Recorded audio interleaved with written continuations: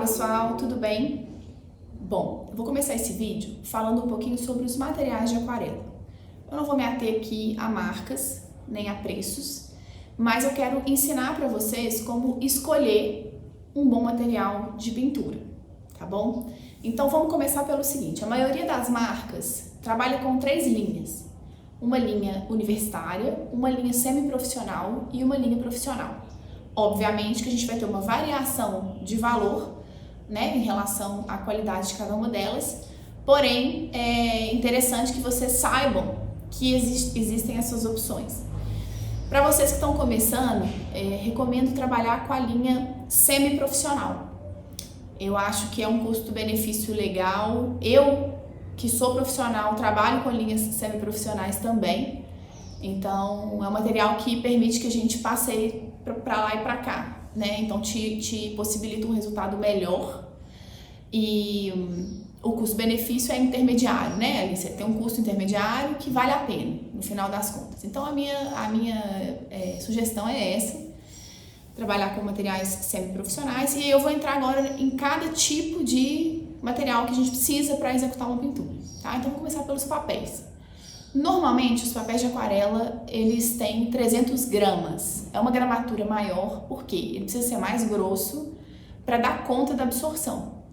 Então, papéis abaixo de 300 gramas, normalmente eles são mais sensíveis à pintura aguada. Então, você pode ter um desgaste, o papel pode esfarelar, e por isso a gente indica os papéis de 300 gramas para mais. Tá? Então, nós vamos falar de composição de papel. Hoje, no mercado, você vai encontrar papéis de celulose, papéis mistos, papéis de algodão. É muito importante que você se atenha a esse detalhe, porque um papel de algodão ele tem uma absorção completamente diferente de um papel de celulose, por exemplo. E eu acho que para início, vale a pena investir num papel de celulose 100%, e eu vou apontar para vocês essas marcas nesse material escrito, tá? Porque o papel de celulose ele vai ter uma absorção intermediária, boa, não é excelente, mas atende demais a esse primeiro momento. Tem um custo-benefício ótimo, tem um valor, né, que não é exorbitante, e é muito legal para se trabalhar num primeiro momento. Então, o meu conselho é que vocês trabalhem com papel 100% celulose num primeiro momento, caso vocês não possam investir num papel 100% algodão, que naturalmente seria o mais indicado, o melhor, para se ter um melhor resultado, tá bom? E ainda falando de papéis, nós vamos ter 3 possibilidades de textura. E você, como artista, como estudante, você vai escolher aquela textura que mais te agrada. Mas isso você só vai conseguir escolher na prática, quando você experimentar. Então, nós temos 3 possibilidades de textura. A primeira delas, a textura acetinada, que é uma textura de papel extremamente lisa, ou seja, ela é ideal para pinturas em que você precisa de muito detalhamento e muito acabamento, pois a textura do papel não interfere no resultado. Então, vou dar um exemplo, a pintura botânica, né? É interessante que ela seja feita num papel acetinado, por quê? Porque ela tem um acabamento muito melhor. No intermediário, nós temos os papéis de grão fino, ou grano fino, que é um papel de textura intermediária, ele não é nem liso demais e nem rugoso demais. Inclusive, é o papel que eu uso para trabalhar, eu prefiro, porque eu acho que ele me possibilita acabamento, mas ao mesmo tempo eu consigo explorar bastante a textura do papel e eu acho que ele é um meio termo. Então eu gosto bastante, eu testei todos eles, mas o grão fino realmente é o que mais me agrada, tá? E nós temos também os papéis rugosos, que são os papéis de grão grosso ou grano grosso.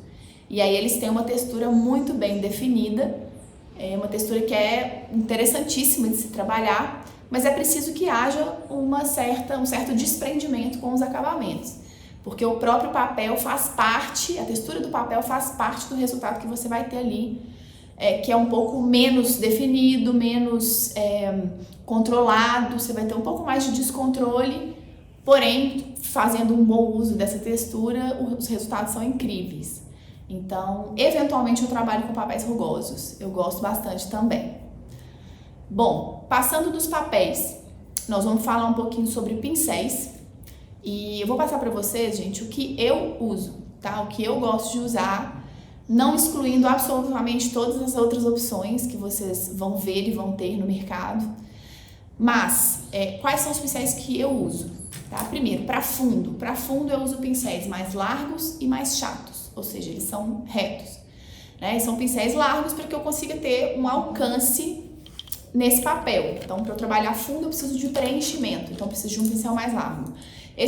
Todos os pincéis que eu uso têm cerdas macias, tá? Essa cerda macia, ela é importante porque ela é muito mais delicada, ela acessa o papel de uma forma diferente e por isso é realmente uma das minhas preferências, assim. Vou saindo do fundo, né, que eu vou trabalhar com esse pincel mais largo, eu venho para os pincéis intermediários. Quais são os pincéis intermediários? Nós vamos ter sempre duas opções, pincéis de cerda natural e pincéis de cerda artificial. Os pincéis de cerda artificial, eles têm um custo-benefício ótimo, tá? São excelentes pincéis e eu acho que a gente tem uma variedade até maior de pincéis de cerda artificial. É só importante lembrar que o pincel tem que ter, na minha opinião, a cerda macia e a ponta fina, tá? São pincéis, eu vou mostrar para vocês aqui na sequência do vídeo, um pouquinho de cada um deles, para que vocês possam visualizar para quando forem adquirir o de vocês, tá bom? Então, esse tipo de pincel, por que ele é interessante? Porque ele te permite tanto uma pincelada mais larga, se você usar o pincel mais deitado, quanto uma pincelada mais fina, se você usar o pincel mais em pé. Então, você aproveita a ponta daquele pincel. Então, são pincéis que eu tenho uma gama enorme de tamanhos, porque geralmente eu trabalho, né? Quando eu trabalho o detalhe do olho, é um pincel bem pequeno. Quando eu trabalho o rosto, já é um pincel maior. Quando eu trabalho uma pétala de flor, é um pincel intermediário. Então, isso vai muito de você, do tipo de trabalho que você vai executar. Para o nosso exercício aqui, basta que você tenha 2 tamanhos de pincel, já está excelente para a gente iniciar o nosso trabalho, tá bom? E agora falando de tintas. Nós vamos ter 3 tipos de tintas de aquarela no mercado.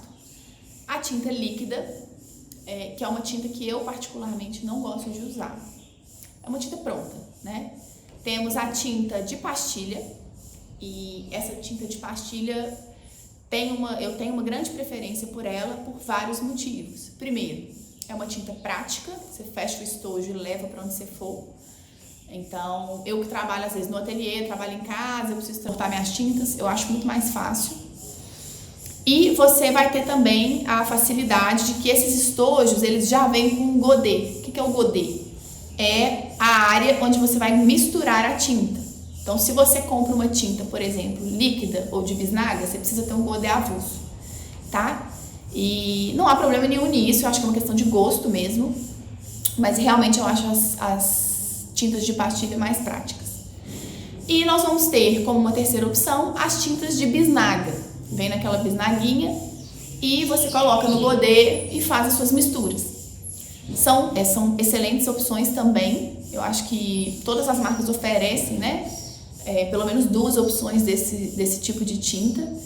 E então acho que também vai do seu gosto, vai do seu desejo de pintar, né? Como que você prefere. Acho que também o tipo de tinta faz parte dos rituais que a gente vai estabelecendo. Então, acredito que isso é mesmo do gosto de cada um, tá? Vou mostrar para vocês um pouquinho de cada uma delas também, para que vocês vejam como que eu trabalho, os materiais que eu uso, para que vocês possam fazer uma boa escolha, tá bom? Um grande beijo e até mais!